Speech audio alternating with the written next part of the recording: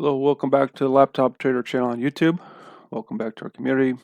I'm here to share my experience and give back one video at a time. I hope this series helps you figure out the market for yourself so you can make your appropriate trading or investing decisions and not rely on other people's opinions.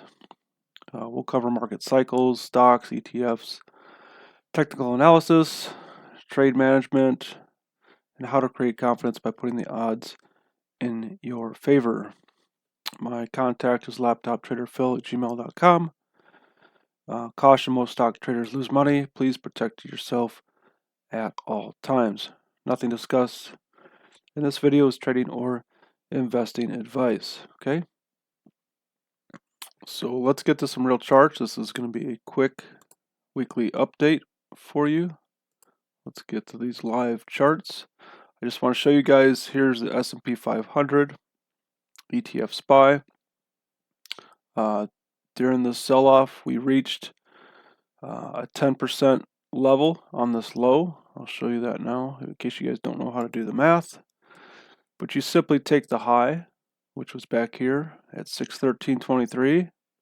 We're going to subtract the low, which was 549.68. Okay, I'll do this math for you right here on the calculator. That gives us a difference of 63.55 high to low. And then we can divide that number by the first number. Okay, so we're going to divide that by 613.23. So the market made a low at 10.3%. Okay, now Friday, we had some buyers step up or demand come into the market, and that kind of sent it back more towards like a 6 or 7% correction. So 10% is a correction. If price stays below that for a continued period of time, it would be probably considered an actual bear market. But during this sell-off, we've had buyers try to step up before right here. This was a Friday, right? We had selling, Friday a turnaround candle, and then Monday supply took over, sellers took over and sent the market lower. Okay, this green bar here was also a Friday, and then on Monday sellers took over again. So this bar on Friday does not necessarily mean that the selling is over. It just means that it looks to me like momentum to the downside is starting to slow down a little bit.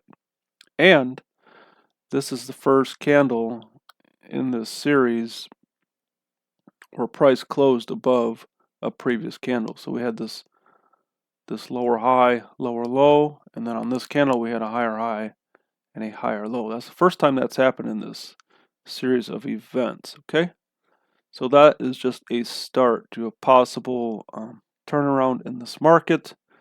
But I want to also go through these ETFs quickly to show you why I don't think the selling is necessarily over. Okay, so I'm going to go to a little bit different time frame on that. I'm going to go to, let's go a 9-month daily. I think it's easier to see that way. So you can see just the angle and the fear. Okay, you can see the fear coming into the market, and that's a lot of fear compared to anything we've seen in the last 9 months. So I don't think this is necessarily over. Doesn't mean the economy is going to tank and the world's coming to an end. No, it doesn't, but it's definitely time to use caution. So as we look across the other markets, here's the Qs, right? Same picture of stocks take the stairs up and then they take the elevator down. So right now we're still on the elevator. Same with the equally weighted Qs, just a picture of selling or supply. The small cap Russell 2000 index really led the way lower. With the last time this index had a high was back in November, right? So small caps are not doing very well. That's not good, in my opinion, for the overall economy or the market. Dow Jones, similar picture where it looked good here for a while and then just gave it up. Last high in the Dow was back in December, first week of December. So I think we still have some selling going forward. Transports still in a selling picture of selling. And we still have the VIX, this is called the fear index. It measures the volatility on options for, I believe, the S&P 500. So we're still at an elevated level in the index. We're at 21.77. That's fairly high. That's an elevated level compared to, a low VIX level is somewhere between like 10 and 15. So we're still at an elevated level of fear as measured by that index. The picture for mid-cap stocks is not any better as measured by this mid-cap ETF MDY. Small cap is going to look very similar to the Russell 2000. So yes, we had some buying on Friday, but that is just one day. Let's look at these 11 sector ETFs and then I'll wrap up this video. So energy is still in this big giant sideways trend. We've had a little bit of a push up in energy this last week from this low to here. So energy is at least kind of holding its own, but still in a giant sideways trend. Financials looked okay until the last 2 weeks. So financials sold off. Consumer discretionary, clearly the weaker of these sectors since December, mid-December. So consumers are not doing well according to that index. Healthcare, a safe space, even sold off this week.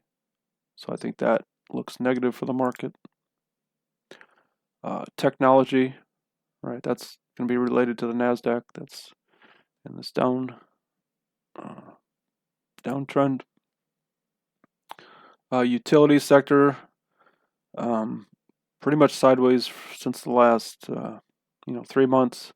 It's had a little bit of buying pressure, a little bit of demand here this last week in utilities, kind of considered a safer space. Industrials have been selling off. The materials sector, not, basically looked okay, like it, kind of bounced up, looked okay, and then it rolled over and sold off. So not a lot of relief in materials. Communications have been selling off for the last month. And even consumer staples look really good going into March. And even consumer staples where, these are things that consumers buy over and over, or items that they feel they need on a regular basis. Even that is sold off this week. And finally, real estate. Okay. So real estate also selling off here this last 2 weeks. There's not a lot of areas that I see there's positive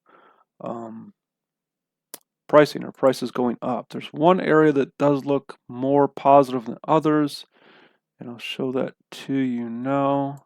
Let me see if I can find that. I believe this is it. Yeah, insurance. Insurance is one area that's kind of held its own over the last couple months.